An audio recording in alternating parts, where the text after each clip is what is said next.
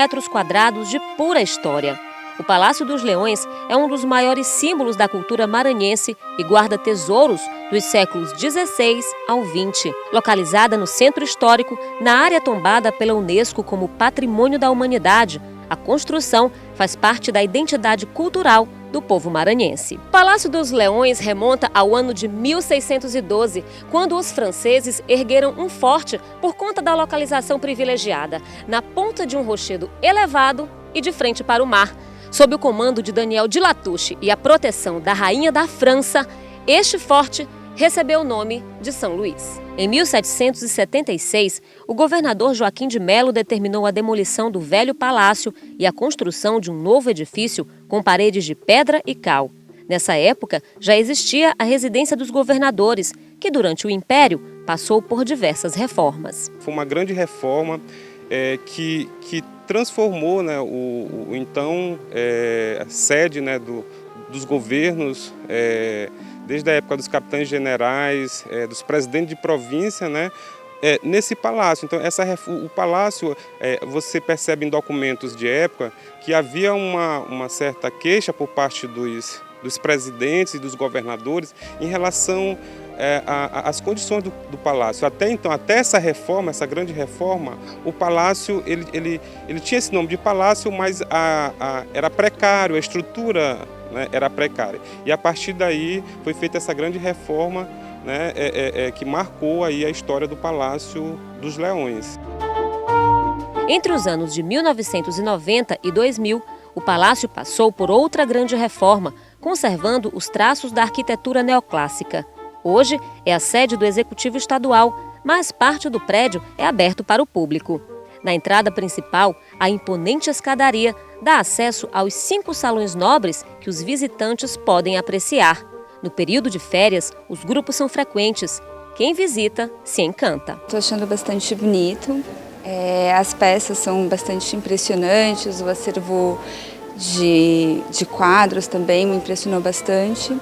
E o espaço é bastante grande, enfim, achei muito interessante que tem um guia que sempre recebe a gente, anda com todos os turistas pelos salões e vai dando uma ideia de como eram utilizados os espaços e os acervos, a quem pertencia, a época de cada uma das peças, então eu achei bastante instrutivo. Achei incrível porque parece que a gente está na época mesmo do palácio, parece que a gente está revivendo tudo que aconteceu. E assim, os quadros, nossa, sensacionais, a gente olha e pensa tipo, na época mesmo dos portugueses e também outros pontos aqui a gente pensa na época da escravidão, como que era tudo. Dá para aprender um pouco de história também, né? Bastante, ainda mais que já estudei isso e tudo. Valeu a pena? Muito, muito a pena, vale muito a pena. O acervo chega a mais de 1000 peças. Vasos, castiçais, tapetes franceses, lustres de cristal, porcelanas. Cada objeto tem sua marca na história. Lugar maravilhoso, uma construção empolgante dos tempos mais antigos, da colonização francesa, com belas obras de arte expostas, muito legal. Aqui estão preservadas raridades, como este móvel utilizado para guardar objetos religiosos, que pertenceu à Capela do Bom Jesus dos Navegantes do século XVIII. Esse móvel é o arcais, né? O arcais ele é um móvel de sacristia, ele é do século XVIII, madeira jacarandá no estilo Dom José. Pertenceu à Capela Bom Jesus dos Navegantes, fica anexo da Igreja Santo Antônio. Então, lá realmente foi onde o padre Antônio Vieira proferiu o Sermão dos Peixes. Então, esse móvel, o arcais, é para guardar paramentos, né? De bispo, de padres, né? Então, uma peça é uma raridade, está bem conservada aqui. Na época foi feita uma reforma, o governo fez a reforma na capela e eles deram como atribuição esse arcais. Os valiosos quadros a óleo guardam artistas renomados, como Castanheto e Vitor Meirelles.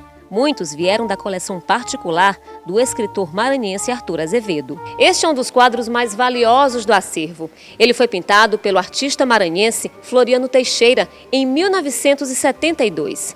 A tela retrata os 3 momentos mais importantes da fundação de São Luís.